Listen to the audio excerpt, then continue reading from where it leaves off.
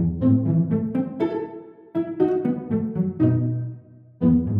thanks for watching, and today we're going to take a look at the setup for SlaughterVille. Setup always begins by setting out your player mat.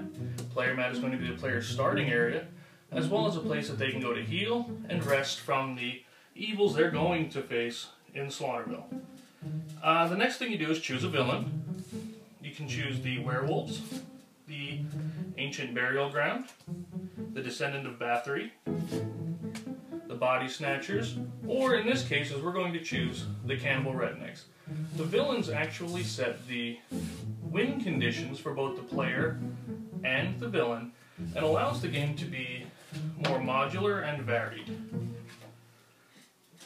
From here, we find the villain's deck, which is a 24 card deck that matches the picture on the villain mat. We place that next to the villain. Give it a good shuffle. That represents the villain's actions and their life.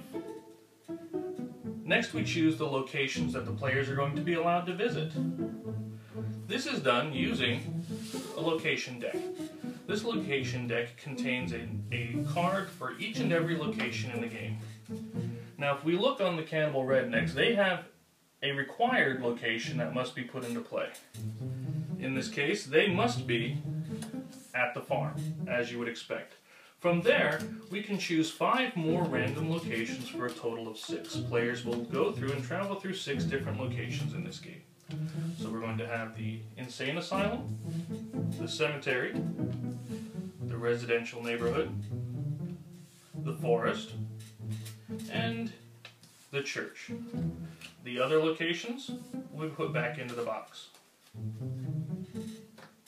Once you have these, you find the corresponding location mat and put that into play.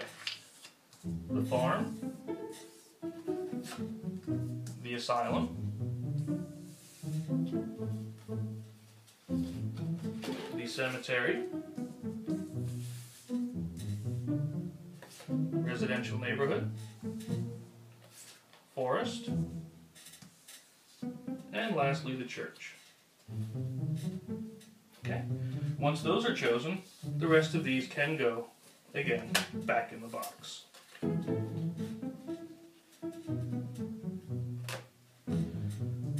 Find each location's deck, place it on the appropriate card. This is what allows your players to explore and encounter each location. Each location contains events, items, allies, victims that your player is going to be allowed to encounter. For instance, in the forest, they may encounter the webbed man.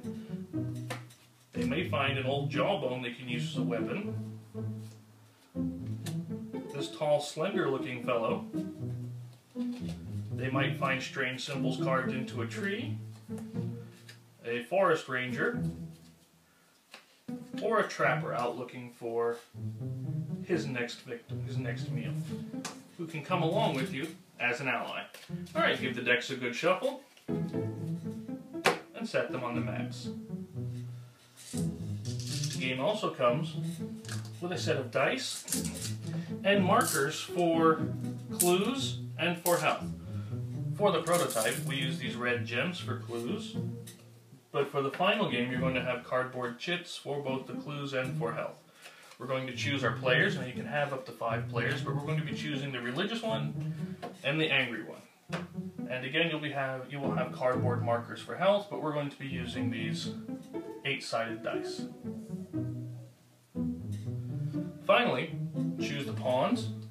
The villain's always the black pawn, and the players can be any of these colors. We're going to choose green for her and red for him. And that's your setup. Fairly quick.